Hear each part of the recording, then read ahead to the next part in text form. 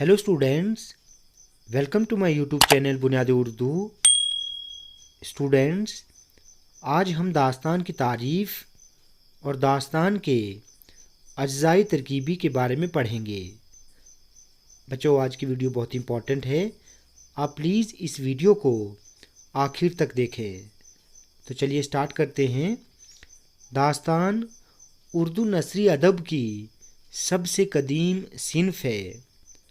दास्तान झूठी कहानी का मनगढ़ंत किस्सा है। दास्तान एक ऐसे तवील नसरी किस्से को कहते हैं जिसकी बुनियाद तख़य्युल, रोमान, जज्बात और माफ़ौक़ुल फ़ितरत अनासिर पर मुश्तमिल हो और इसमें किस्सा दर किस्सा बयान हो। बच्चों, तवील का मतलब है लंबा, तख़य्युल कहते हैं ख़याल को, और माफ़ौक़ुल फ़ितरत का मतलब है जो कुदरत के कानून से बढ़कर हो, यानी जो कोई करिश्मा करे।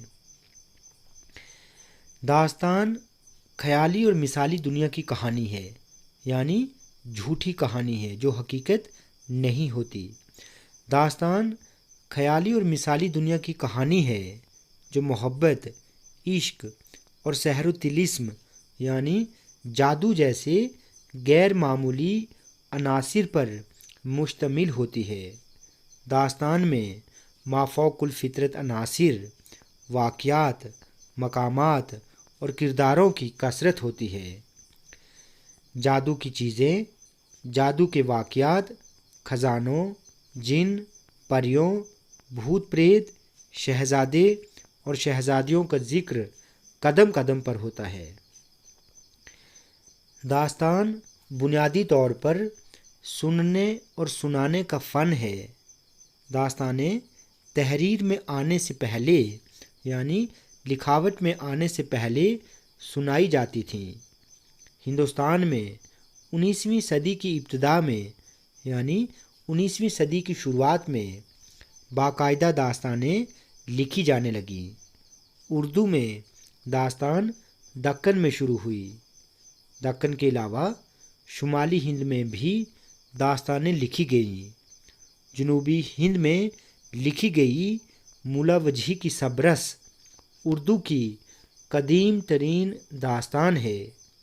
उर्दू की मशहूर दास्तानों में तहसीन की नौ तर्ज मुरस्सा, मीर अमन की बागो बहार, इंशा खान इंशा की रानी केतकी की कहानी, राजब अली बेग सुरूर की फसाना अजाइब, मिर्ज़ा मुहम्मद अस्करी की बोस्तान ख़याल, खलील अली खान आश्क की दास्तान अमीर हमज़ा वगैरह का शुमार होता है। अब है अज्ज़ाए तरकीबी। दास्तान के मुंदरजा झैल अज्ज़ाए तरकीबी हैं। पहले नंबर पर है तवालत। जो तवालत का मतलब है लंबाई, यानी लेंथ। दास्तान का फ़न इख्तिसार का नहीं, तवालत का फ़न है।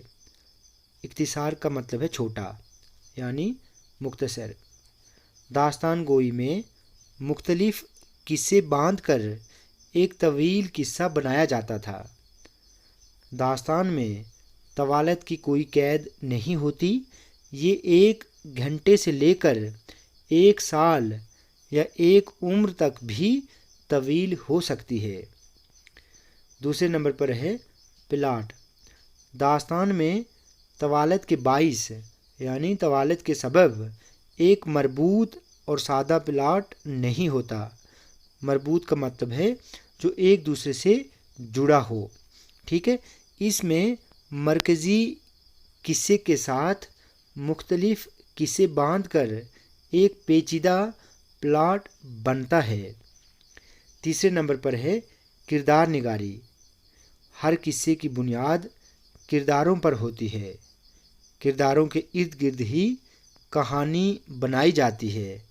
दास्तान में ज़्यादातर किरदार आला तबके से ताल्लुक़ रखते हैं जो देखने में इंसानों जैसे हो सकते हैं, लेकिन अपनी गैर मामूली صلاحیتوں کی وجہ سے مثالی کردار بن جاتے ہیں، یعنی نقلی کردار بن جاتے ہیں۔ جیسے ایک شہزادہ دیکھنے میں انسان لیکن غائب ہونے کی صلاحیت کی وجہ سے مثالی کردار میں ڈھل جاتا ہے۔ اگلا ہے مافوق الفطرت عناصر۔ داستان میں مرکزی کرداروں کے علاوہ مافوق الفطری عناصر ہوتے ہیں۔ یہاں دیو، جن، پری، نجومی، جوتشی اور جادوگر جگہ جگہ نظر آتے ہیں۔ اس سے داستان میں حیرت انگیز فضا پیدا ہوتی ہے۔ ان عناصر کی وجہ سے داستان دلچسپ بنتی ہے۔ 5ویں نمبر پر ہے منظر نگاری۔ داستان میں بہت عمدہ قسم کی منظر نگاری ملتی ہے۔ ہندوستان کی سرزمین قدرتی مناظر سے مالا مال ہے۔ اونچے پہاڑ، سرسبز شاداب میدان، دریا، باغات، صحرا، ریگستان وغیرہ، ان سب کا عکس داستان میں نظر آتا ہے۔ 6 نمبر پر ہے اسلوب یعنی زبان و بیان۔ داستان میں اپنا مخصوص یعنی اپنا خاص اسلوب بیان پایا جاتا ہے۔ داستانوں کا اسلوب ہی ان کی شناخت اور انفرادیت کا سبب بنتا ہے۔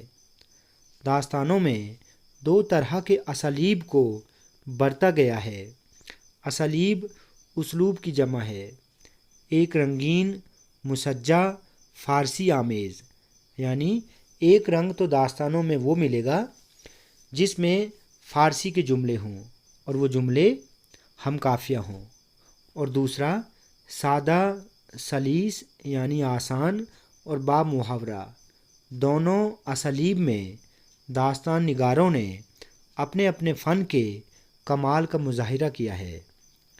7ویں اور آخری نمبر پر ہے معاشرت کی مرقع کشی یعنی سماج کی تصویر کشی۔